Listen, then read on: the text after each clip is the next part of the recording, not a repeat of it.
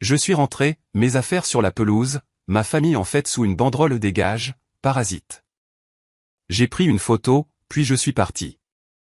2 semaines plus tard, ils m'ont supplié de revenir. Ma réponse fut brève, non jamais. Je m'appelle Adèle Moreau. J'ai 32 ans. Et la nuit où ma famille a célébré mon expulsion fut la nuit où j'ai cessé d'être leur fille pour devenir ma propre personne. Je suis rentré à la maison m'attendant à une autre leçon de morale, un autre ricanement, une autre plainte sur le fait que j'étais toujours en train de trouver mes marques. Au lieu de cela, je me suis figé en entrant dans l'allée. Mes vêtements, mes livres, mes chaussures, mes cartons de rangement et la moitié de mes ustensiles de cuisine avaient été jetés sur la pelouse, comme si l'on avait vidé la chambre d'une personne décédée. De la musique crachait d'une enceinte près du porche. Des parents emplissaient le jardin avec des gobelets en plastique à la main, riant comme s'ils étaient à un barbecue estival. Un téléphone était posé sur un pot de fleurs, retransmettant le tout en direct. Derrière eux, une immense pancarte indiquait « 21, profiteuse. Ne reviens jamais ». J'ai tenu une seconde de trop, et cela a suffi pour qu'ils me remarquent. Ma tante Sophie Dubois a levé son verre et a crié qu'être trentenaire et n'avoir toujours rien devait être un record familial. Mon père, Julien Moreau, m'a regardé droit dans les yeux, a jeté une saucisse de hot-dog de son assiette et l'a laissé tomber près de mes chaussures. Il a dit que c'était mon dernier repas gratuit. Personne n'a paru choqué. Personne n'a essayé de l'arrêter. C'était ce qui faisait le plus mal. Ce n'était pas un chaos ivre. C'était une humiliation planifiée. Ma mère se tenait près de la table, feignant le malaise, mais elle n'a pas bougé. Ma petite sœur, Chloé, est restée près du porche, silencieuse, me regardant me noyer dans une scène sur laquelle ils s'étaient tous mis d'accord pour la mettre en scène. Je n'ai pas crié. Je n'ai pas pleuré. Je n'ai pas supplié. J'ai sorti mon téléphone, pris une photo de la pelouse, une de la pancarte, et une de chaque visage souriant sous ces lumières. Puis j'ai pris les clés de ma voiture, j'ai fait demi-tour et je suis parti sans dire un mot. Ce qui s'est passé après mon départ fut pire pour eux que tout ce que j'aurais pu dire cette nuit-là. Si vous m'écoutez en ce moment, laissez votre heure et votre lieu de visionnage dans les commentaires car cette histoire a voyagé beaucoup plus loin que cette pelouse. J'ai loué un appartement de courte durée cette nuit-là, le genre d'endroit où les gens ne restent que lorsque quelque chose a très mal tourné. Il était au 3e étage d'un vieil immeuble avec des couloirs étroits, de la peinture écaillée près des rampes d'escalier et une porte d'entrée qui coinçait à moins de la pousser fort avec l'épaule. J'ai transporté 2 valises surdimensionnées, une boîte de rangement fissurée, ma sacoche d'ordinateur portable et une boîte de babioles de cuisine que j'avais réussi à attraper avant de laisser la pelouse derrière moi. C'était tout ce qui me restait d'une vie que j'avais passé des années à aider les autres à maintenir. Au moment où j'ai verrouillé la porte, il était presque 2 heures du matin. Je me suis tenu au milieu de ce minuscule appartement, écoutant le réfrigérateur ronronner et le trafic dehors, réalisant que personne n'allait appeler mon nom depuis une autre pièce. Personne n'allait rien exiger. Personne n'allait demander où j'étais allé, ce que j'avais acheté ou pourquoi j'avais l'air contrarié. Le silence était étrange au début, mais pas cruel, juste inhabituel. Je me suis assise par terre car je n'avais pas encore de canapé. J'ai enlevé mes chaussures et j'ai ouvert mon téléphone. Je ne sais pas exactement pourquoi j'ai commencé à faire défiler les vieilles photos. Peut-être qu'une partie de moi avait besoin de la preuve que je n'avais pas imaginé les 10 dernières années. Peut-être que j'avais besoin de quelque chose de plus fort que la mémoire, car la mémoire peut être adoucie par la culpabilité. Et la culpabilité avait été l'arme préférée de ma famille depuis aussi longtemps que je me souvienne. La première photo qui m'a arrêté était celle prise sur un parking de supermarché quand j'avais 19 ans. J'étais souriante, les 2 bras enroulés autour de sacs en papier pleins de nourriture. À l'époque, j'avais publié cette photo avec une légende stupide sur le fait d'aider à la maison. Ce que la photo ne montrait pas, c'était que Julien venait d'avoir ses heures réduites. Isabelle pleurait dans la cuisine, et j'avais vidé la plupart de mon salaire sans hésiter, car c'était ce à quoi j'étais entraîné. La photo suivante datait de mes 21 ans, et elle ne montrait qu'un cliché flou d'un reçu, mais je m'en suis souvenu instantanément. C'était le mois où la compagnie d'électricité avait envoyé un avertissement de coupure, et ma mère avait dit qu'elle avait encore oublié la date d'échéance. Je l'ai payé avant d'aller au travail, puis j'ai passé le reste de la semaine à écouter mes parents se plaindre d'argent, comme si je n'avais pas tranquillement résolu le problème ce matin-là. Venaient ensuite les photos liées à l'école. Chloé dans de nouveaux vêtements pour un événement. Chloé souriante avec un sac à dos que j'avais acheté. Chloé tenant des livres que j'avais payés parce qu'elle avait besoin d'un nouveau départ. Chaque fois qu'elle avait besoin de quelque chose, la famille en parlait comme si l'aider était un devoir moral partagé.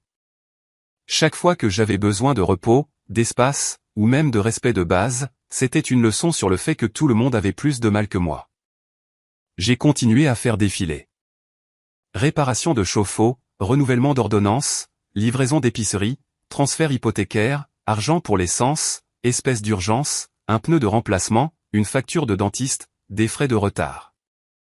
Tout était là, étalé sur des années dans des reçus, des captures d'écran et de petits bouts de preuves ennuyeux que personne ne pense à conserver tant que la survie ne devient pas un tribunal dans son propre esprit. Ce qui m'a stupéfié, ce n'était pas le montant, mais la fréquence. J'avais payé, organisé, réparé, remplacé, couvert et lissé les problèmes si longtemps que tout le monde dans cette maison avait commencé à considérer mon effort comme la météo. Constant, invisible, attendu. Puis, juste au milieu de toutes ces photos, un nouveau message est apparu sur mon écran. C'était de Chloé. Maman pleure. La facture d'électricité est en retard. Peux-tu au moins envoyer quelque chose? J'ai fixé le message pendant un long moment, puis j'ai regardé autour de l'appartement. 2 valises, une lampe que j'avais achetée en passant, pas de provisions sauf des craquelins et de l'eau en bouteille, pas encore de cadre de lit, pas de chaise décente. Et pourtant, moins de 24 heures après avoir été publiquement humilié et jeté comme des ordures, j'étais toujours contacté comme plan B. Pas parce qu'ils m'aimaient, mais parce qu'ils avaient besoin que le système fonctionne à nouveau. Ce message a changé quelque chose en moi. J'ai cessé de voir leur comportement comme chaotique ou émotionnel. C'était organisé, prévisible, fonctionnel. Ils se tournaient vers moi de la même manière que les gens actionnent un interrupteur sans gratitude, sans penser, s'attendant simplement à la lumière. J'ai donc commencé à démanteler chaque point d'accès qu'ils avaient encore. J'ai ouvert un nouveau compte bancaire à mon nom uniquement. J'ai changé tous mes mots de passe. J'ai retiré mes cartes de toutes les plateformes de paiement partagées. J'ai examiné les anciens transferts et pris des captures d'écran. J'ai trié mes dossiers dans des dossiers par année. J'ai archivé chaque message qui commençait par une variante de « peux-tu juste » ou « nous n'avons besoin que d'un petit coup de main » parce que j'en avais assez de laisser leurs urgences effacer la vérité. Puis j'ai commencé à supprimer les photos de famille, les dîners d'anniversaire, les clichés de Noël, les photos de groupes souriantes où tout le monde s'appuyait sur moi comme si j'y appartenais. Je les ai supprimées une par une jusqu'à ce que l'album paraisse plus vide, plus propre, presque honnête. Vers la fin de l'après-midi, j'avais acheté une tasse, une couverture, une assiette, une chaise d'occasion et une cafetière bon marché. Ce n'était pas grand-chose, mais cette pièce avait plus de dignité que la maison des Moreau n'en avait montré en moi depuis des années. Personne là-bas ne pouvait m'accuser d'être égoïste pour dormir. Personne là-bas ne pouvait me faire honte pour avoir dit non. Personne là-bas ne pouvait organiser une fête parce que j'avais cessé d'être utile. Assise seule dans cet appartement, j'ai finalement compris la vérité la plus cruelle de toutes. Je n'avais jamais été aimé pour qui j'étais dans cette maison. J'avais été valorisé pour ce que je prévenais, ce que je payais, ce que j'absorbais et la façon dont je disparaissais silencieusement au service. Et à la seconde où j'étais parti, l'effondrement avait déjà commencé. La première semaine après mon départ fut presque calme si l'on ne regardait que mon côté des choses. J'ai déballé lentement. J'ai acheté seulement ce dont j'avais besoin. J'ai pris l'habitude de me réveiller sans tension déjà présente dans ma poitrine. Mais du côté de la maison Moreau, le silence avait apparemment duré aussi longtemps que leur argent. Les mises à jour me parvenaient par fragments de personnes qui ne savaient même pas qu'elles me donnaient une image complète. Un ancien collègue m'a envoyé un message me demandant si j'allais bien parce qu'il avait appris par un voisin qu'il y avait eu des cris chez mes parents tous les soirs. Une autre personne que je connaissais à peine a demandé si j'étais parti pour de bon parce qu'elle avait vu des avis de compagnie de service public à la porte et pensait que quelque chose de grave s'était produit. Au début, je n'ai pas beaucoup réagi. Les familles se disputent, les factures s'accumulent. Je n'étais pas surprise, mais ensuite les détails sont devenus plus précis. Le 5e jour, j'ai appris qu'Internet avait été coupé parce que la facture n'avait pas été payée. Chloé, qui agissait comme si le Wi-Fi était un droit humain fondamental, se retrouvait soudainement assise dans des cafés pour essayer de faire des choses parce que personne à la maison ne s'en était occupé. Le 7e jour, le vieux chauffe-eau a finalement lâché. Julien avait retardé sa réparation pendant des mois parce que j'avais toujours couvert les autres urgences en premier. Et une fois que je suis parti, il n'y avait plus personne pour gérer les priorités ou trouver l'argent pour colmater les brèches avant que les choses ne deviennent graves. La fuite a inondé une partie de la buanderie et endommagé un mur. Isabelle était apparemment en larmes, appelant des gens qui soudainement ne pouvaient plus aider. À la deuxième semaine, les conséquences n'étaient plus des inconvénients domestiques. Elles étaient structurelles. Julien avait toujours aimé agir comme si la maison fonctionnait grâce à son autorité. Mais l'autorité coûte peu lorsque quelqu'un d'autre fait le travail invisible en dessous. Sans moi qui m'occupais des formulaires, des rappels, des horaires et d'un millier de petits détails que personne ne remarque tant qu'ils ne sont plus faits, sa vie au travail a également commencé à déraper.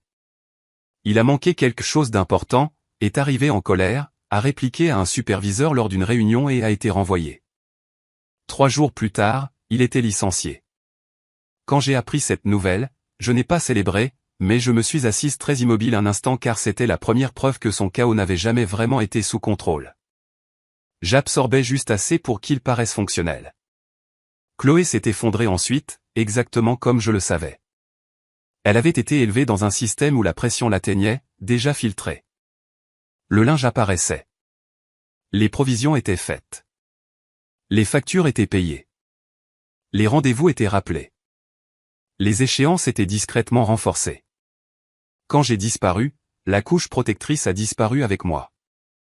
Elle a raté une révision d'examen, manqué une échéance clé et échoué à un test de qualification important dont elle parlait depuis des mois. Je n'étais pas heureuse qu'elle échoue, mais je ne pouvais ignorer ce que cela révélait. Sa confiance avait toujours dépendu de quelqu'un d'autre maintenant le sol stable.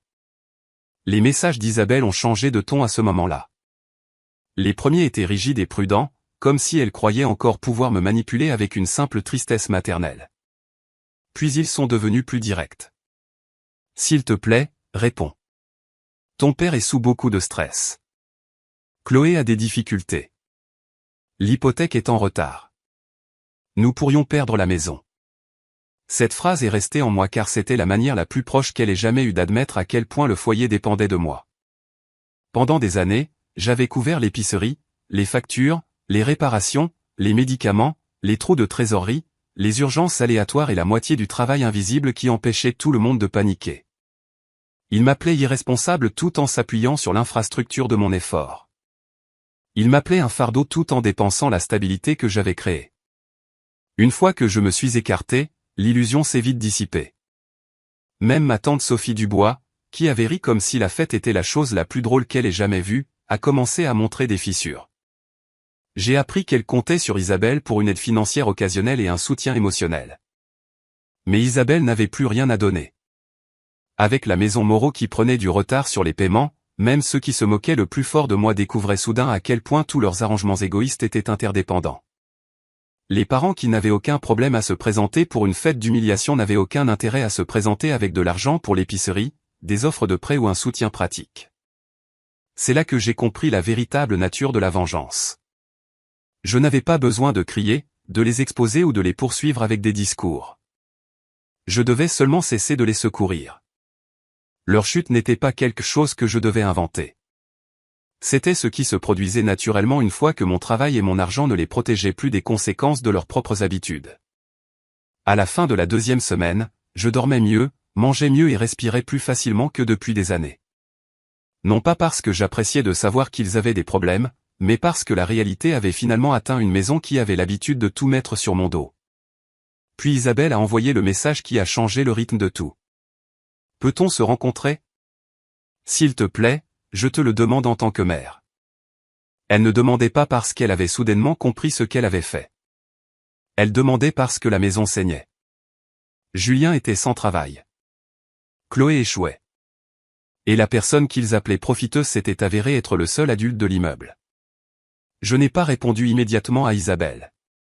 Au lieu de cela, j'ai appelé Chloé en premier. Je voulais entendre une voix honnête avant d'accepter de m'asseoir en face d'eux. Elle a décroché presque instantanément, comme si elle avait fixé son téléphone, attendant qu'il sonne.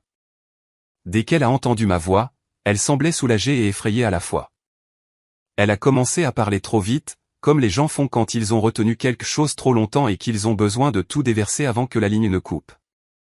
Elle a dit que la maison était horrible. Julien était en colère tout le temps. Isabelle dormait à peine. Il y avait de la tension dans chaque pièce. Personne ne savait quoi faire de l'hypothèque. La voiture devrait peut-être être vendue. Elle a dit qu'elle ne pouvait pas se concentrer, ne pouvait pas étudier, ne pouvait pas penser clairement. Sous tout cela, il y avait de l'incrédulité. Une vraie incrédulité que je sois resté parti. J'ai laissé parler jusqu'à ce qu'elle n'ait plus d'élan. Puis j'ai posé la seule question à laquelle je voulais une réponse. Qu'avez-vous tous pensé qu'il se passerait exactement après cette fête? Il y eut une longue pause avant qu'elle n'admette, il pensait que je serais contrarié, que je disparaîtrais quelques jours, puis que je reviendrais une fois calmé. Cette réponse m'en a dit plus que n'importe quelle excuse. La fête n'avait pas été une explosion émotionnelle impulsive. Elle avait été un acte de punition coordonné. Il voulait m'humilier assez fort pour briser ma résistance, pas rompre le système. Il pensait que la honte publique me forcerait à redevenir utile. Il pensait que l'embarras me rendrait reconnaissante pour les miettes. Il pensait que je reviendrais plus douce, plus obéissante, plus désespérée de prouver que je n'étais pas ce qu'ils appelaient. Au lieu de cela, je les ai laissés avec leur propre vie entre leurs mains pour la première fois. Chloé a commencé à pleurer quand elle a réalisé que je n'allais pas la réconforter. Elle a dit que personne n'avait pensé que cela irait aussi loin. Je lui ai dit que cela était déjà allé loin au moment où mes affaires ont été jetées sur la pelouse et qu'un direct a été lancé. Elle a demandé si je pouvais au moins aider temporairement. Pas pour toujours. Juste jusqu'à ce que les choses se calment. Cette phrase, juste jusqu'à ce que les choses se calment, m'avait drainé des années de ma vie. C'est ainsi que chaque sacrifice avait toujours été formulé. Temporaire, nécessaire, la dernière fois. Jusqu'à ce que les choses se calment, jusqu'au mois prochain, jusqu'à ce que ton père se remette sur pied, jusqu'à ce que Chloé se rattrape, jusqu'à ce que le cycle de facturation soit réinitialisé, jusqu'à ce que la crise passe. La crise ne passait jamais. Elle continuait de se nourrir de moi. Alors je lui ai dit non, pas d'argent, pas de retour à la maison, pas de couverture des factures, pas d'intervention parce que Julien s'était effondré sous la pression de gérer sa propre vie. Elle a pleuré plus fort, et pour la première fois depuis des années, je n'ai pas confondu la douleur de quelqu'un d'autre avec ma responsabilité. Après avoir raccroché, je me suis assise à ma table et j'ai commencé à rassembler toutes les preuves que j'avais jamais sauvegardées. Factures d'électricité que j'ai payées, totaux d'épicerie, transferts bancaires, reçus de pharmacie, réparation de voitures, dépenses d'urgence pour la maison, paiement scolaire pour Chloé, soutien hypothécaire que Julien avait promis de rembourser. Retrait d'espèces effectué après des appels tardifs concernant un désastre à la maison. Pièce par pièce, j'ai construit un historique des transactions de la vie qu'ils avaient passé des années à effacer avec des mots comme égoïste, paresseuse, instable et ingrate. Quand j'ai fini de trier le tout par année, la pile ressemblait à un audit d'une petite entreprise défaillante. Et d'une certaine manière, c'était exactement ce qu'était la famille Moreau. Une opération en effondrement déguisée en foyer maintenu par un travailleur non rémunéré que tout le monde méprisait pour avoir remarqué le poids. Ce n'est qu'après avoir eu ces papiers devant moi que j'ai répondu à Isabelle. Mon message était court. Je vous rencontrerai en public. Si quelqu'un ment, manipule, culpabilise ou me demande de l'argent, je pars immédiatement. Elle a répondu en moins d'une minute par un seul mot. D'accord. Cela seul m'a montré à quel point les choses étaient devenues désespérées. Nous avons convenu de nous rencontrer dans un petit café du centre-ville, un terrain neutre, où les voix restaient basses parce que des étrangers étaient toujours assez proches pour écouter. La veille de la réunion, Chloé m'a de nouveau envoyé un SMS. Elle a dit, peut-être que ce sera le début de la guérison, que peut-être tout le monde a enfin compris ce qu'ils avaient fait. J'ai lu le message sans émotion. Les gens disent qu'ils comprennent une fois qu'ils ont peur. Ils disent qu'ils sont désolés une fois que les factures sont dues. Ils disent qu'ils veulent la guérison quand ce qu'ils veulent vraiment, c'est que l'accès soit restauré. Le lendemain matin, je me suis tenu un instant dans mon appartement avant de partir et j'ai regardé tout ce que j'avais construit en 2 semaines. L'endroit était petit. Les meubles étaient bon marché. Les rideaux ne s'assortissaient pas. Mais il y avait une paix dans cette pièce qui n'avait jamais existé dans la maison où j'avais grandi. Personne là-bas ne s'attendait à ce que je saigne juste parce qu'ils appelaient cela de l'amour. J'ai mis les documents dans mon sac, j'ai zippé mon manteau, j'ai verrouillé la porte derrière moi et je me suis dirigé vers le café, sachant une chose avec certitude. Si la famille Moreau voulait me voir maintenant, ils allaient me voir tel que j'étais vraiment, pas comme leur fille sur demande, pas comme la réparatrice silencieuse, pas comme la personne qu'ils pouvaient humilier et toujours soutirer quelque chose plus tard. Ils étaient sur le point de rencontrer la version d'Adèle Moreau qu'ils avaient créée eux-mêmes en allant trop loin. Isabelle était déjà assise quand je suis arrivé, serrant une tasse de café intacte à deux mains comme si c'était la seule chose qui la retenait. Chloé était assise à côté d'elle avec des yeux fatigués et des épaules affaissées. Julien n'était pas là. Bien sûr que non. La fierté arrive généralement en retard au désastre. Dès qu'Isabelle m'a vu, elle s'est mise à pleurer. Pas doucement, d'ailleurs.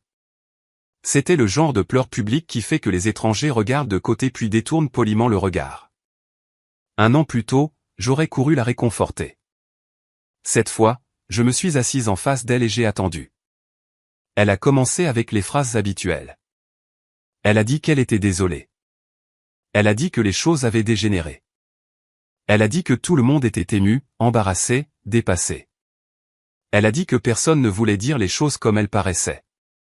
J'ai sorti mon téléphone, ouvert les photos de cette nuit-là et tourné l'écran vers elle. Mes affaires sur la pelouse, la pancarte, le direct, les visages souriants. Julien avec ce regard satisfait sur le visage. Comment d'autre étais-je censé interpréter une fête planifiée célébrant mon exil, ai-je demandé. Chloé a regardé ailleurs. Isabelle a pleuré plus fort. Puis la vraie vérité a commencé à fuir. Ils étaient en retard sur l'hypothèque. Julien avait été licencié. La voiture pourrait devoir être vendue. Les factures étaient en retard. La tante Sophie ne pouvait pas aider parce qu'elle avait sa propre catastrophe financière. Les parents qui avaient ri à la fête étaient soudainement impossibles à joindre. Isabelle a dit qu'elle n'avait pas réalisé à quel point je m'occupais de tout jusqu'à ce que je sois parti. Cette phrase a frappé plus fort que les excuses. C'était là, l'aveu caché sous toutes les supplications. Je n'étais jamais la profiteuse. J'étais le système non rémunéré qui les maintenait en vie. Chloé a parlé ensuite, et ce qu'elle a dit était la chose la plus honnête que quiconque à cette table m'ait offerte. Nous ne pensions pas que tu nous laisserais vraiment gérer tout ça. Je me suis penché en arrière et je l'ai regardé. C'était ça. C'était toute la famille en une seule phrase. Ils ne voulaient pas que je parte. Ils voulaient que j'aie peur. Ils voulaient que je sois obéissante.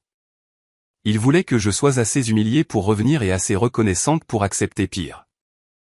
J'ai ouvert mon dossier et j'ai fait glisser plusieurs pages sur la table.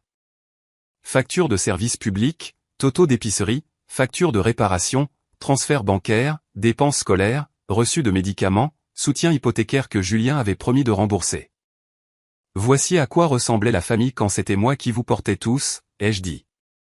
À quoi ressemblait la famille quand vous m'avez expulsé? Aucune des deux n'avait de réponse.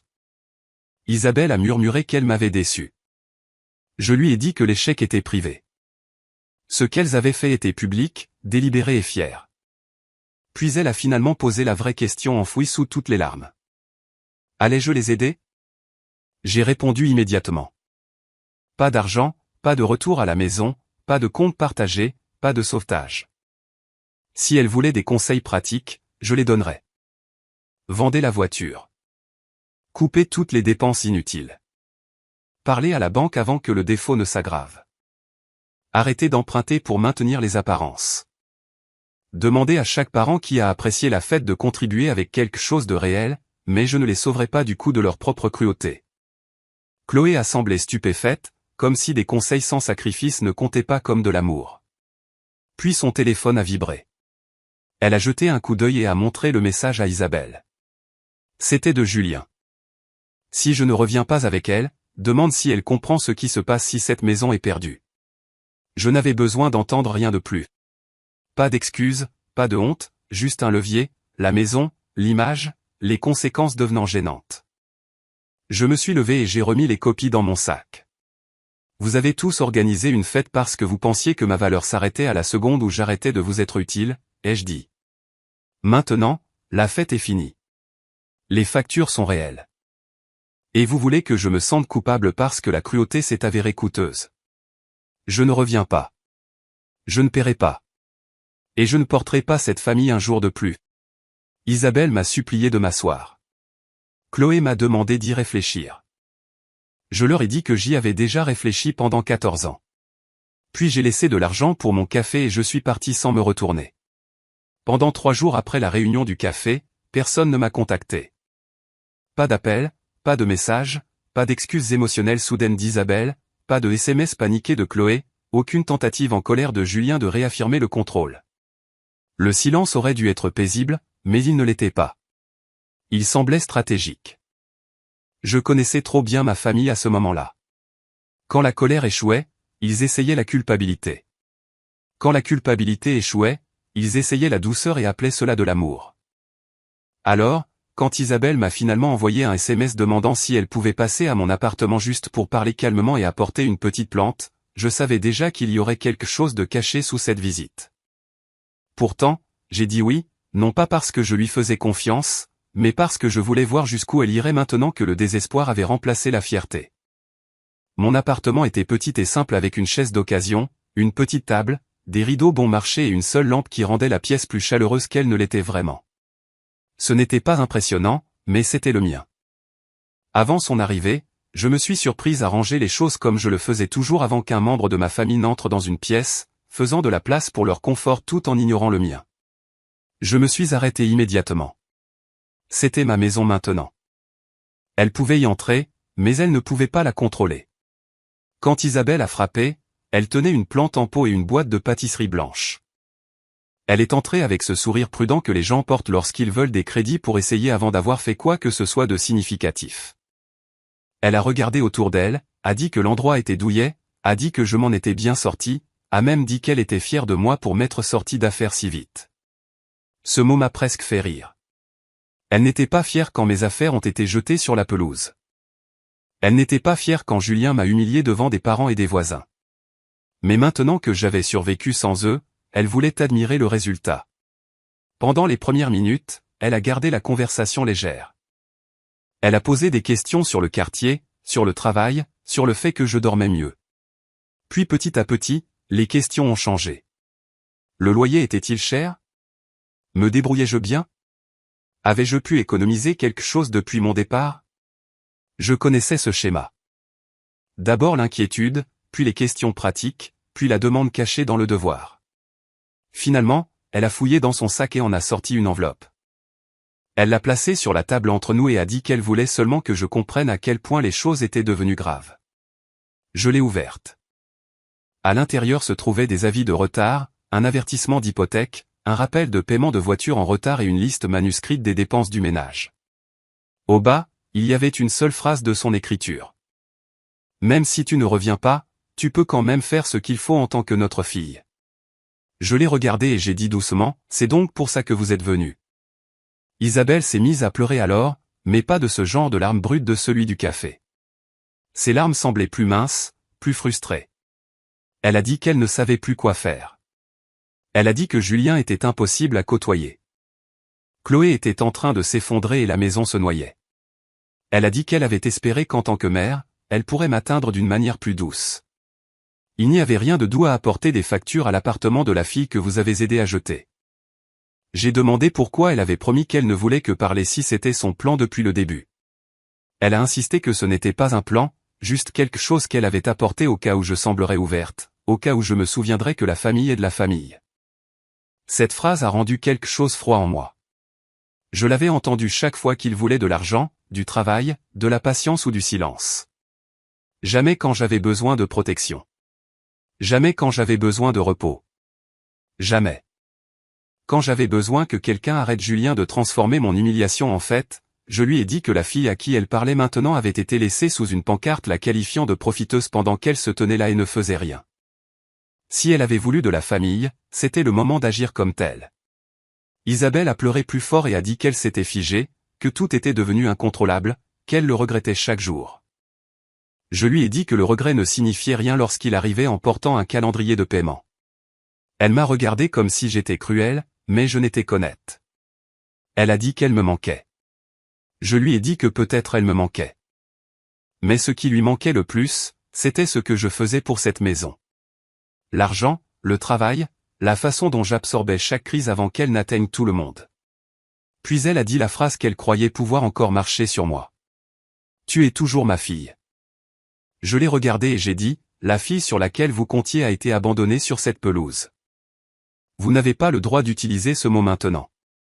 Comme si cela effaçait ce qui s'est passé. La pièce est devenue complètement silencieuse après cela. Elle m'a regardé comme si elle ne me reconnaissait plus. Et pour une fois, j'étais contente. Elle a dit que j'avais changé. Je lui ai dit non. J'avais juste cessé de traduire la cruauté en obligation. Puis je lui ai rendu l'enveloppe et je me suis levé. Je lui ai dit que je ne paierais pas une facture de plus, une réparation de plus, une urgence de plus créée par des gens qui avaient célébré de se débarrasser de moi. J'ai marché jusqu'à la porte et je l'ai ouverte. Elle est restée assise une seconde comme si elle attendait que ma culpabilité se précipite et l'arrête de partir. Elle n'est pas venue. Finalement, elle s'est levée, a ramassé l'enveloppe, a pris la boîte de pâtisserie, puis a hésité et a pris la plante aussi.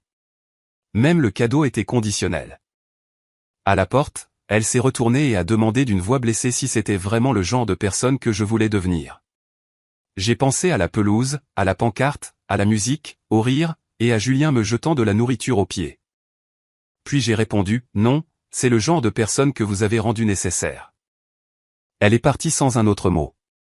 Après avoir verrouillé la porte, l'appartement semblait plus silencieux qu'avant, plus propre d'une certaine manière. Pendant des années, décevoir Isabelle avait été comme échouer en tant que fille.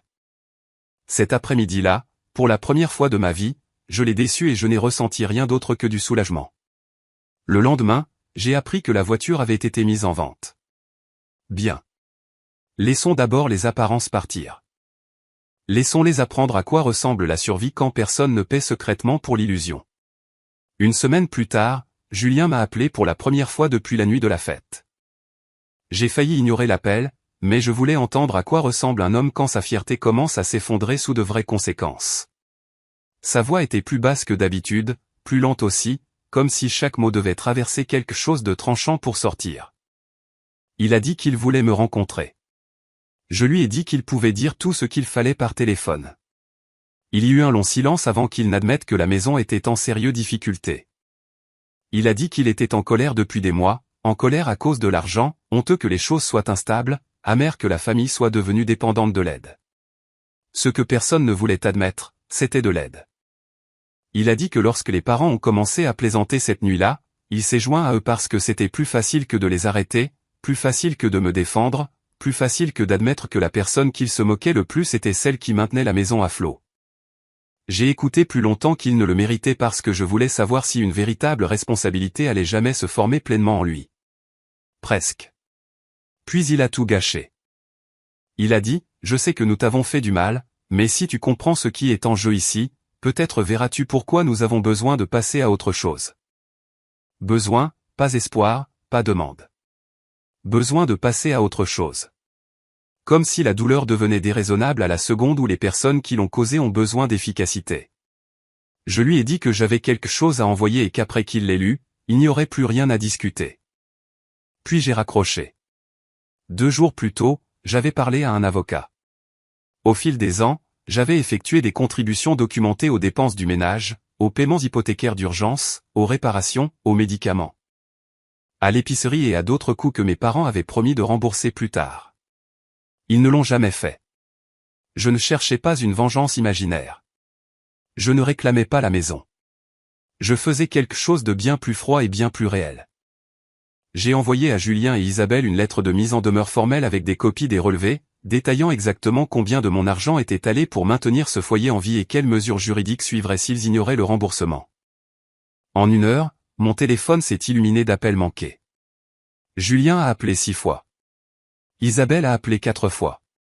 Chloé a envoyé un SMS disant que j'étais en train de détruire la famille. J'ai finalement répondu une seule fois. Julien semblait stupéfait. Il a demandé si j'allais vraiment leur faire ça. Je lui ai dit que non. Ils s'étaient déjà fait ça à eux-mêmes. Je refusais simplement de financer les dégâts. Il a dit que la maison pourrait devoir être vendue. Je lui ai dit que c'était un problème pour les gens qui y vivaient. Il m'a traité de sans cœur.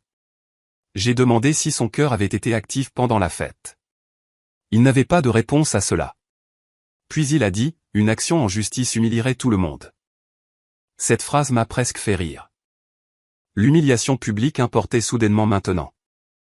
Je lui ai dit qu'il aurait dû y penser avant de transformer mon exil en divertissement. Puis je l'ai bloqué. J'ai bloqué Isabelle. J'ai bloqué la tante Sophie. J'ai bloqué tous les parents qui avaient ri, regardé, commenté ou traité ma douleur comme un festival de famille. Après cela, j'ai posté une seule phrase sur une story privée où quelques contacts mutuels la verraient et la laisseraient se répandre exactement là où elle devait aller. La fille que vous appeliez profiteuse payait plus que vous tous réunis. À partir d'aujourd'hui, elle ne paie rien. C'était tout. Pas de diatribe, pas de longue explication, juste la vérité. Au cours du mois suivant, j'ai appris ce qui s'était passé à travers la distance et le silence. La voiture a été vendue. L'hypothèque a dû être renégociée. La tante Sophie a cessé de se manifester. Chloé a trouvé un emploi à temps partiel pour la première fois de sa vie. Julien a accepté un travail temporaire qu'il aurait autrefois considéré comme inférieur à lui. Isabelle a cessé d'envoyer des messages émotionnels parce que chaque porte par laquelle elle entrait était verrouillée. Ils ont survécu comme les gens le font habituellement lorsqu'ils y sont forcés. Ils devaient simplement survivre sans moi. Et c'était ça la vengeance. Pas crier, pas les détruire en une seule scène dramatique. La vraie vengeance était de les laisser vivre à l'intérieur de la réalité qu'ils avaient créée après avoir retiré la seule personne qui les en avait protégés. La vraie vengeance était de leur faire comprendre ma valeur seulement après en avoir perdu l'accès pour toujours. Je pense encore parfois à cette pelouse. La pancarte, la musique, les rires, le hot-dog touchant l'herbe près de mes pieds. Mais quand je m'en souviens maintenant, je ne ressens pas de honte. Je ressens de la clarté parce que ce fut la nuit où la famille Moreau a révélé exactement ce qu'elle était et la nuit où Adèle Moreau a cessé de leur appartenir complètement.